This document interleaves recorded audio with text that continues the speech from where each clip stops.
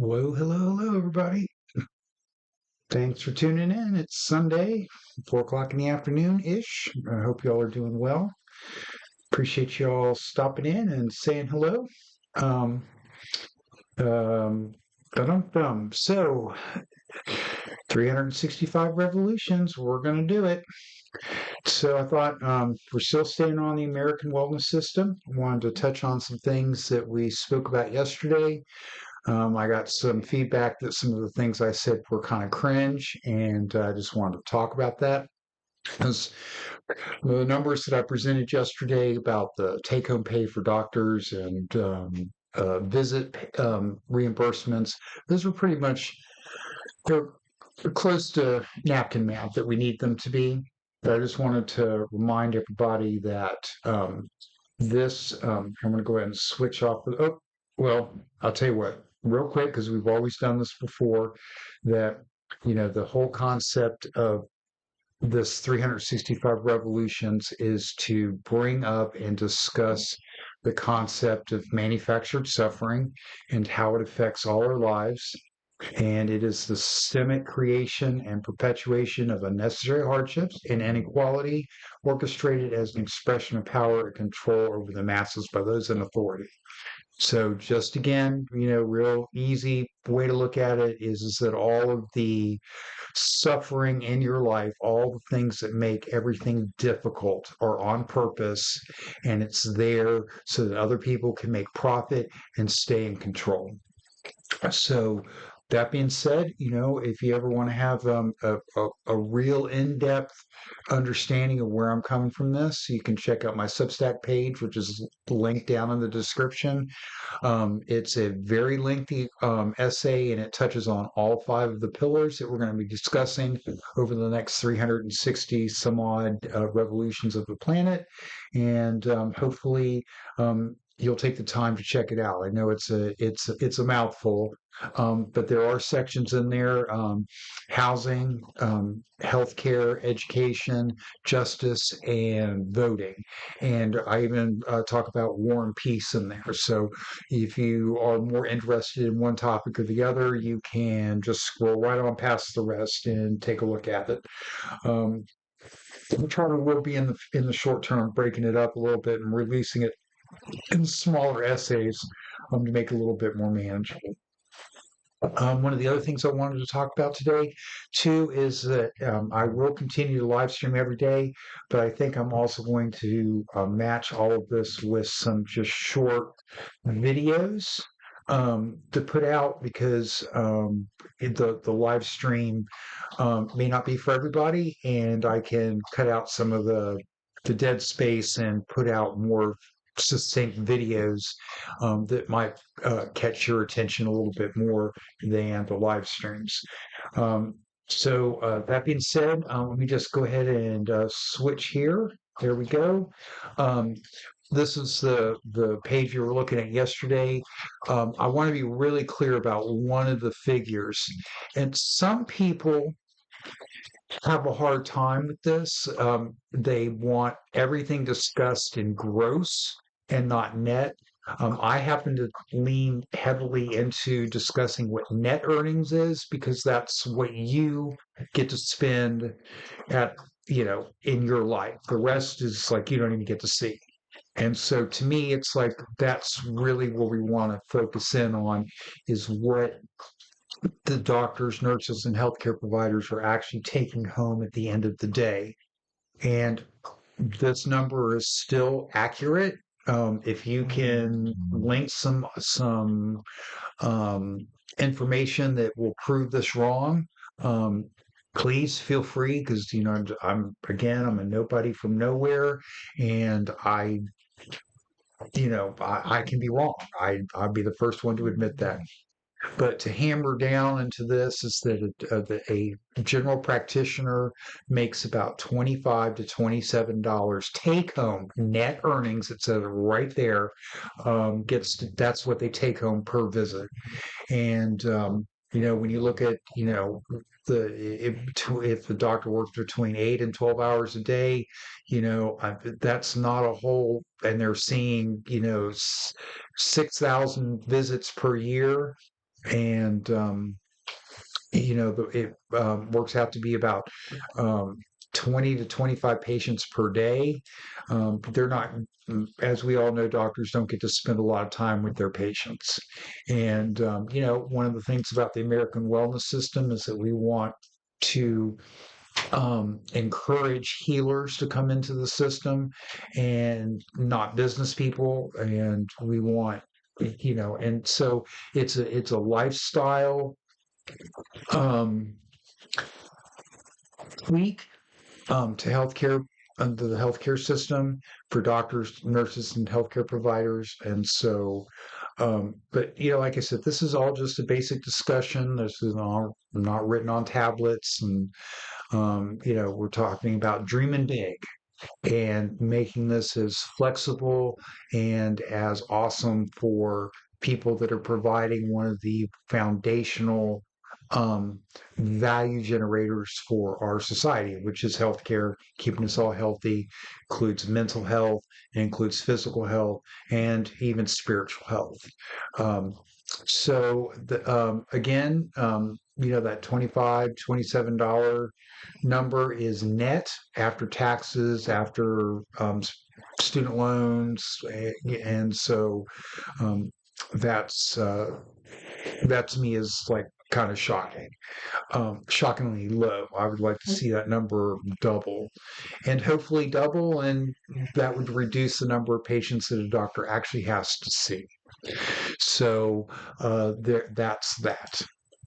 One of the other things that was pointed out to me was cringe was the price control topic that I had brought up, about how to ensure in the short term, if this were to ever be implemented, that businesses don't get to, for no reason, automatically pass on a substantial price increase for absolutely no reason, just because they want to create profit and use the American wellness system as a reason for it. So, um, I like I said, that's on the table. If it turns out that that's something that you, the American citizen, don't want in the legislation as we barrel through to getting this actually put into law, then we don't have to do it. But I just want to make sure that I'm here sticking up for you. And I don't want to see an average person, get stuck with a bunch of extra prices, because we are, when this does get implemented, the one thing that the businesses don't have to pay for is health insurance, Medicare, Medicaid, all those taxes and workman's comp, all that is removed from them as an expenditure. And what I don't want to see is for them to be able to recoup all of those taxes and profit and then be real shady and add on an extra 15% on everything and them say, oh, it was the system we had to know. So however we can, if there's no legislative price controls in the legislation, then we're going to combat that with robust education and public dialogue. So so that's that. Those were the two main things that have been on my mind this morning that I wanted to just touch on again, just to remind folks that this is all just discussion. And so, that being said, I thought today maybe we'll talk a little bit about the risk management, private collection, in a little detail. And just as a reminder that the information that the risk management semi-autonomous private data collection industry, when they get the data from the doctor or hospital, your legal name, your address is not going to be attached to the file so that the people that are looking at this will know who you are. It is, it'll be completely encrypted, um, and nobody's going to know who you are. Now, of course, as I said yesterday, that the law enforcement agencies to when fraud does come up, that there will be a way for them to be able to um, uh, bypass the encryption, just because that will be a necessary requirement for them to um, figure out who's doing fraud and bring prosecution. So that being said, one of the things that I think is really important is to acknowledge that what will make this much more of a feasible endeavor is the use of AI. And AI can effectively handle and process extensive data sets from various sources, ensuring timely and accurate data collection. I think that will be that's going to be the linchpin in making this a feasible um, uh, system. Um, and we just touched on the advanced encryption technologies ensure that personal information remains secure and private. Um, so there will be encrypted ID numbers attached to all the files, all the information that gets brought up to the risk management industry. And so the idea is that they're going to be able to track what's happening for each individual, and because this industry, which is private, semi-autonomous, nonprofit, will is going to be able to figure out what is causing injuries, and it will remove the um, pressure off of other institutions that are susceptible to lobbying and coercion. Um, and it's to me, it's supposed to be like a true public service job. Um, and so if it will be, I think this part of the American wellness system, I think is probably the most important part about bringing down healthcare costs, because as it tracks injuries and illnesses and determines the cause, that will go a long way to um, because this company is this industry will be responsible for setting the taxes on all the goods and services that are bought through the point of sale service. So I think that is going to be a really important part. And I just, if you hear the sound of my voice, I want you to know that your privacy is of the utmost important part to me. And I want to make sure that when we write the legislation for this, that the that your privacy is protected. And that should be one of the foundational elements of the American wellness system. And then using AI as part of this data collection system, AI can predict trends, costs, and healthcare needs, allowing for proactive adjustments in tax rates and resource allocation.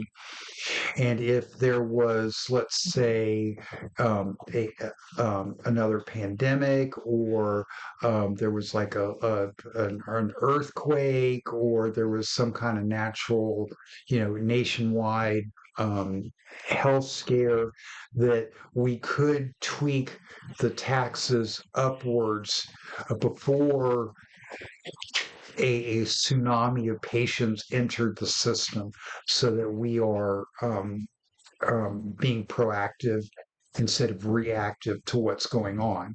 And AI can really help with that. Just as the same way that if the AI determines, or it predicts that the health is getting better, and that we've had like a season of because we're all eating better, and we're taking better care of ourselves, that there's less hospital admissions, there's less uh, prescription drugs being prescribed, that the taxes can come down before the end of the year. So it's the with the use of AI, I think that we can have a very robust and proactive tax um, system for this on goods and services, so that um, that we're being rewarded quickly for taking better care of ourselves. Um, the implement and feasibility, it's streamlining the administration. So instead of there being, you know, 10, 15, 20 different insurance providers that all have different codes and different, systems of doing things, that there'll be 350 million of us in one healthcare pool that are all having our paperwork, if you will, streamlined through one particular industry, that all have the same um, way of doing things. So that'll reduce errors. It'll make things more efficient. We'll need less administrative people to do this, and so that will lower cost. Real-time monitoring, as we talked about, continuous data updates provide real-time insights, helping to maintain the integrity and accuracy of the system. And then technology advancements also drive down the cost of running such a system, making it more financially viable. Um, just remember that the government is not the one setting the tax rate. It is a semi-autonomous, private, nonprofit industry that is working for us. That their goal, hopefully, the idea is that the people and the industry that we're going to create from this will be healers, and they will want to make sure that the integrity of the American wellness system is upheld every day. And then reporting, it reports the determined tax rates to local, state, and federal governments. And so it's everything about the American wellness system is based on transparency and keeping all branches of government, local, state, and federal, in the loop, and aware of what's happening. And the way I envision the American wellness system operating is that this system is really to help take a lot of stress and burden off of local and state governments, and that you know there's no reason why we need 50 different states all having their own separate health determinations and laws. Um, I do believe in local control, but when we're talking about paper and collecting data, I think that it's important that there be. I know a lot of people, especially a lot of libertarians, don't like the idea of centralized governance, but I think that when it comes to tracking our citizens' health, that it's important to remember that when it comes to like state control, a lot of times, if you want to take a look at like the Rust Belt, that there have been a lot of health issues that have been covered up by, let's saying, like from coal, because the industry is so prevalent in lobbying the government, and they don't want to have to pay for lawsuits, and they don't want to acknowledge that they need to spend more money on safety for workers, and so they tend to focus down on local and state um, lobbying efforts, so that their industry isn't impacted by the bad things it does. And so I think that when it comes to that if there was a more centralized collection of this data that was removed from those um, um, the distilled efforts of lobbying that that we might be able to affect so that we might be able to affect um, better and more efficient change, and it will protect the people from hazardous industries from being swept under the rug. And so that's one, like I said, none of this is set in stone. And I hope that, that if you are hearing the sound of my voice, that um, that you want to get involved in this discussion, because again, I'm just nobody from nowhere. For 1 second, can you sorry, back here scratching on himself.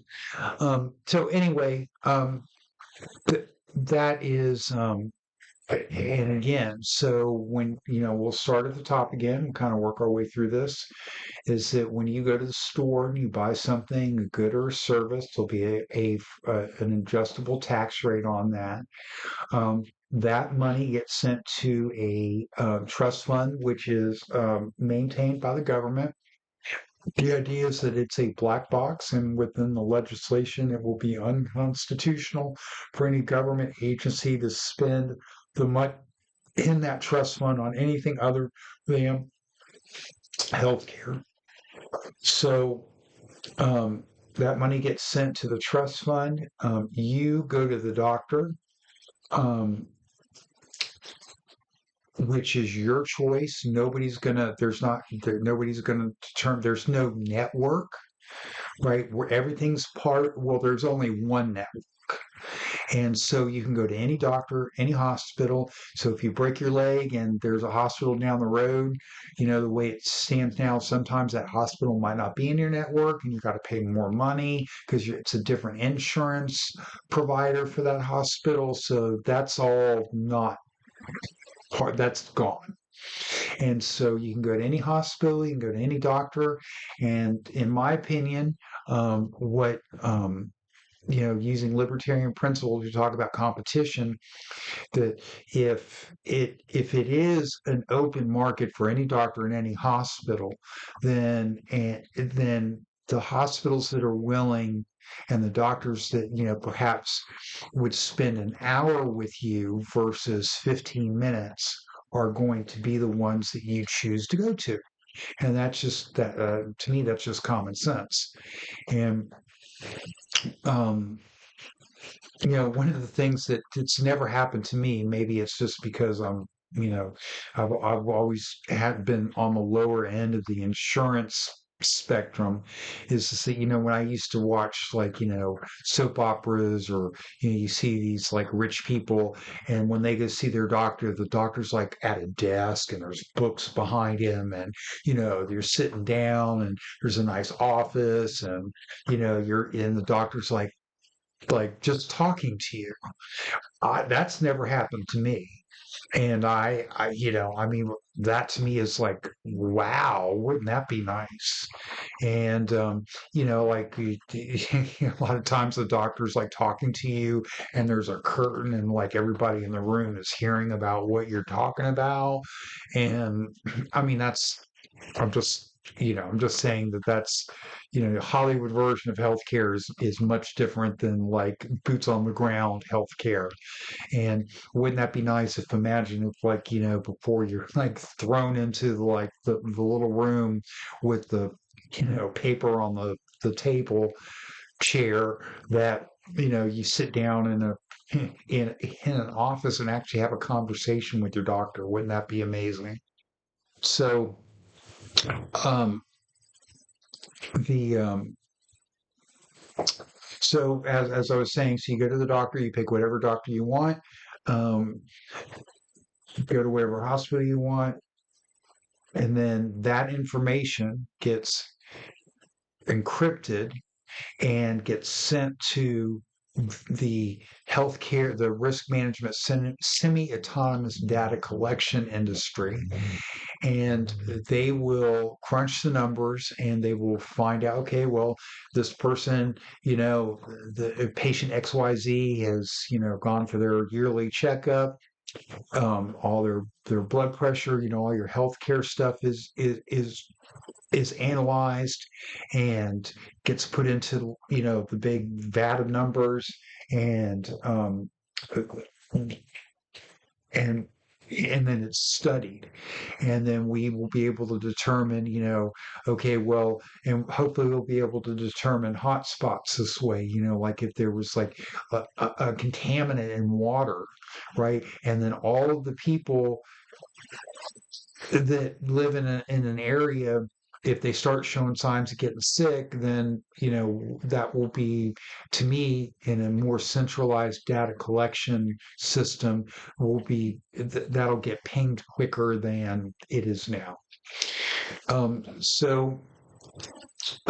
then the the and as we determine what's causing illnesses and injuries, like we talked about before with the football injuries, is that is something that can be looked at over a year period or a season period, because football is usually just like a short season, and then that money can be then that tax, they'll figure out how much the injuries are costing the system, and then therefore that tax can be applied to everything football. Same thing with baseball and soccer and all the rest. So it's a very holistic system with you in the center, and again, to me, the most important part of this, of course, other than them determining the cause of illnesses, would be the citizens' privacy. And I just want to make sure that we're always talking about that. That's very important. We talked a lot yesterday about the healthcare provider, and I guess we're going to touch a little bit on the trust fund aspect. Um, the one thing that that's that old saying that the government's good at two things: building roads and collecting taxes. And all of the taxes being put into a black box trust fund and being managed by the government, you know, is, I think, very important. Um, the the Department of Justice can monitor, um, through the use of AI and in conjunction with the risk management industry, payouts. And uh, I think that both of them working in tandem will be able to ping a lot more fraud than is currently um, available. Um, so, resource allocation is important. Seeing how the trust fund is the one paying the doctors, ensuring that funds are used appropriately with regular audits and transparent reporting. Um, the thing to keep in mind is that the one thing that when the risk management company gets the information from the doctor, right, they're automatically sending the request for payment to the doctor immediately. And I don't see any anything that there won't I don't what I'm trying to get around is like a denial of like payment for service. And as long as there is a verifiable human citizen that is getting treated from a doctor, if the doctor says, this treatment's necessary, that as long as there's like a paper trail of treatment, then it should be paid for. And then I don't ever think that the government, like the trust fund or the risk management company, is going to ever um, deny treatment.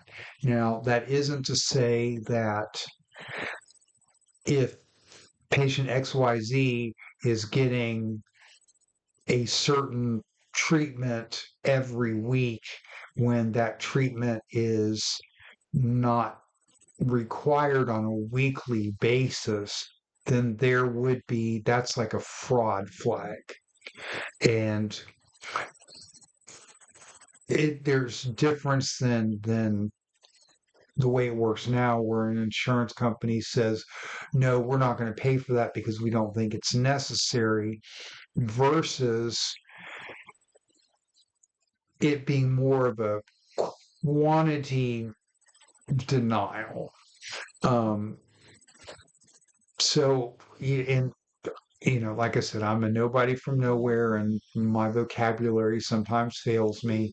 But the idea is that if you go to a doctor and the doctor's part of the American wellness system, and he says, I want this treatment for my patient, then it should be paid for.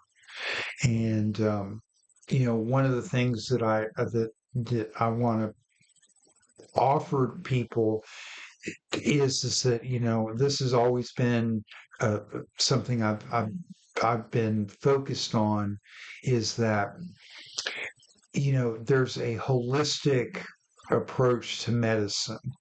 And if it,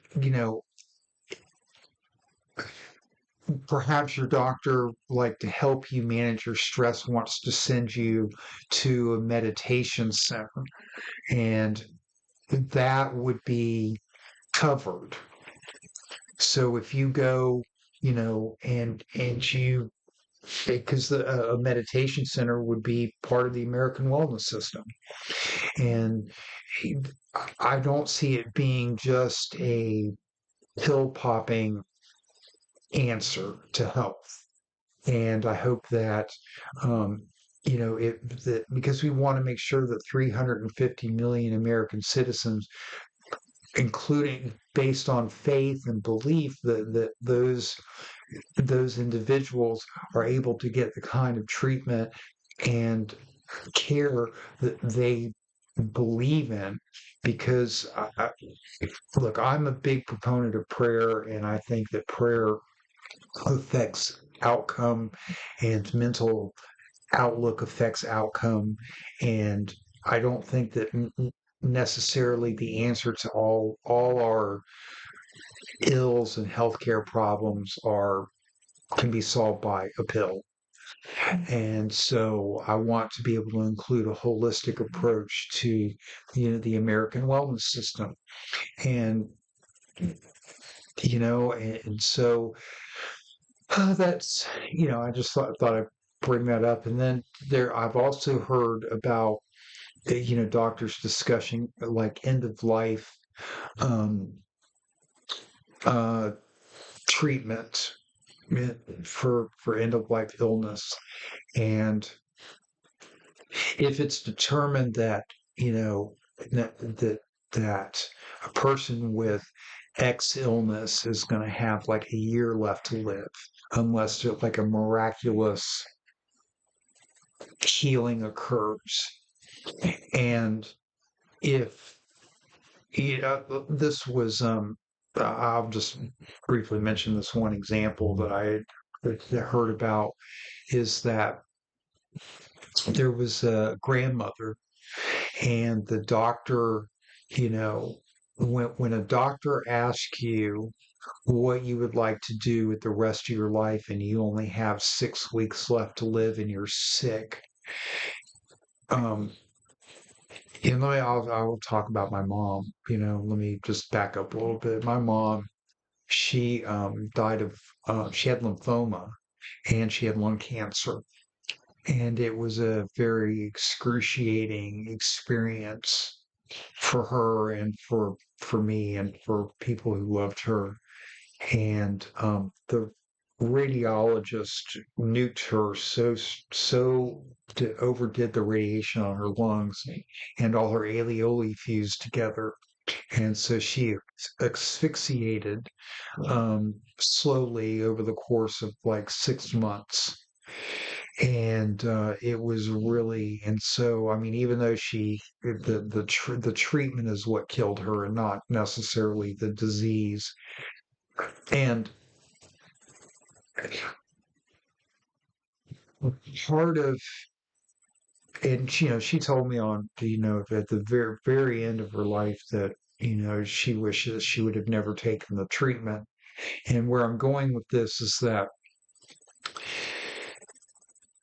part of, like, if you want to look at like savings for the healthcare, and doctors being able to have like a legitimate conversation with people who are quite ill, is that if we know because if we know that the treatment for a specific life-ending illness is $1 million, right?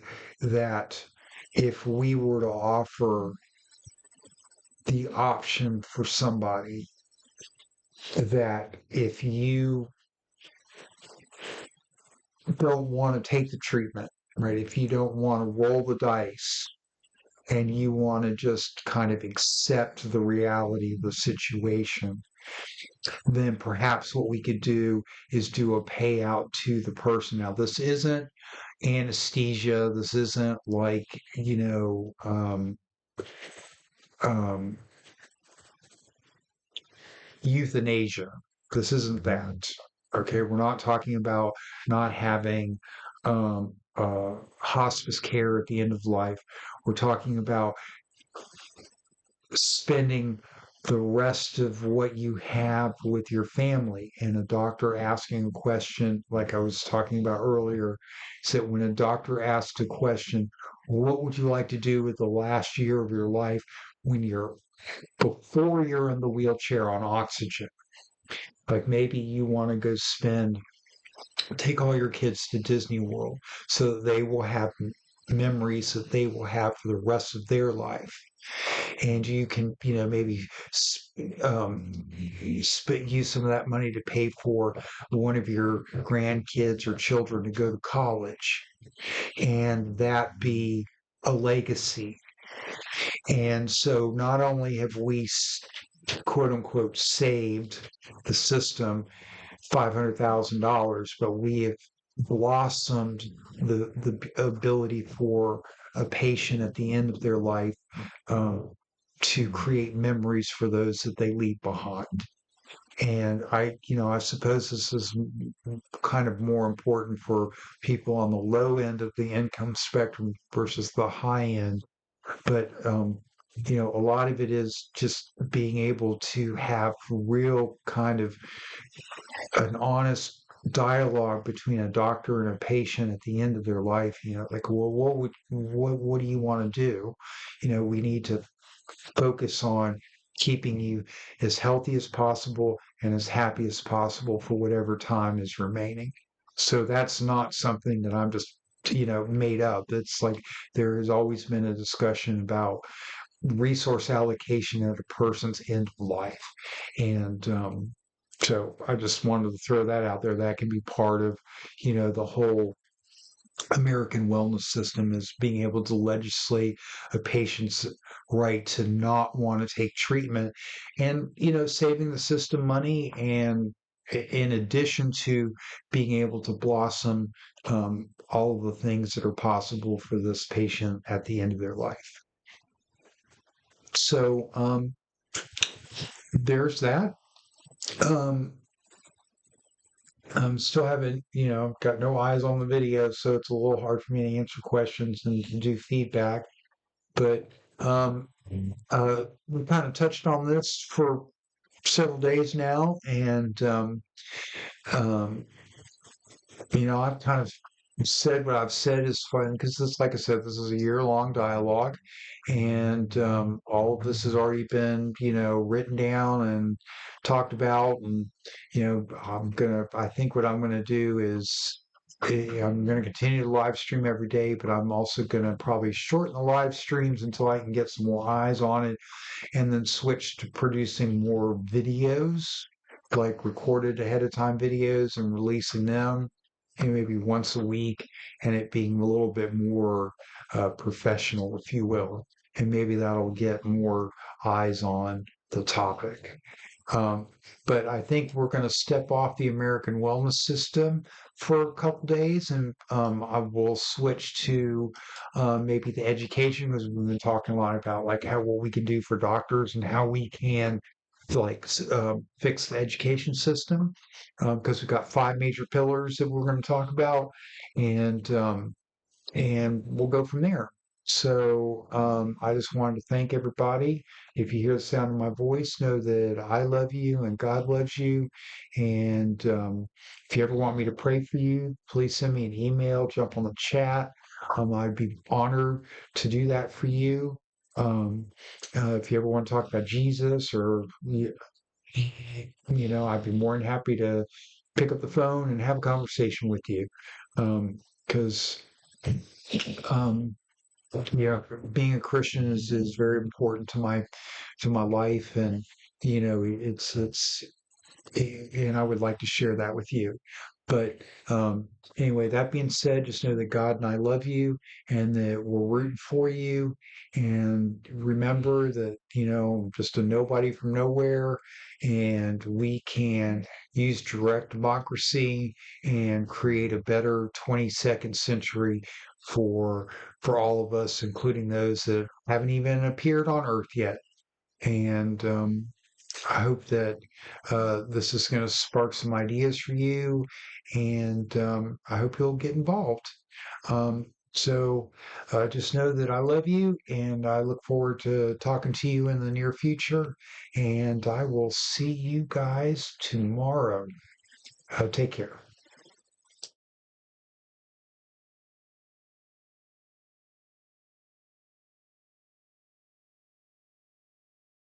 I love the Lord. I love the Lord. He's my friend beyond the end. I love the Lord. He's my friend.